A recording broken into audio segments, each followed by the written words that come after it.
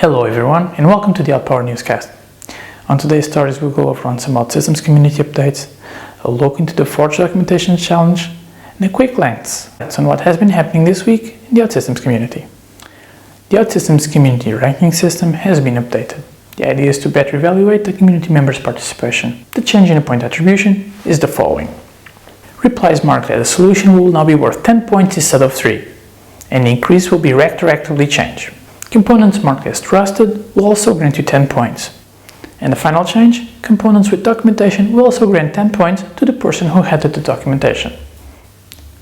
Still on documentation, currently OutSystems is running a contest to incentivize all the component owners on the Forge to improve their documentation. The contest that we're talking about, also known as the Forge Documentation Challenge, consists in challenging the community members to improve or create documentation for their Forge components. Everyone that finished the documentation step will be entered into a prize raffle on a weekly basis. The available prizes are 2 neon plushes and 1 free certification exam. The challenge has been running since the 12th of August and will go until the 30th of September. Every week OutSystems announces a set of winners for the available prizes. This week's winners are the following. Congratulations everyone! The community member Stefan Vieira has released a how-to that provides us with some insight into the Apple App Transport Security technology. He goes over on how the ETS is set when generating the app through maps and provides us with some strategies on how to set the values to our desired intent. In this week's Forge releases, we can count again with the presence of the OutSystems R&D. OutSystems R&D has been quite active this week. Alongside with releasing a new version of the OutSystems UI web, they have also released new versions of several templates, of the sample data, and the OutSystems screen template web.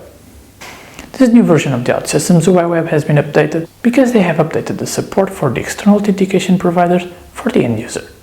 The same applies for all those new versions of the templates that have been released. As for the sample data and the OutSystems screen template web, these were updated due to dependencies with the OutSystems UI web. And this week's most relevant deployments on the Forge by the community members are the following.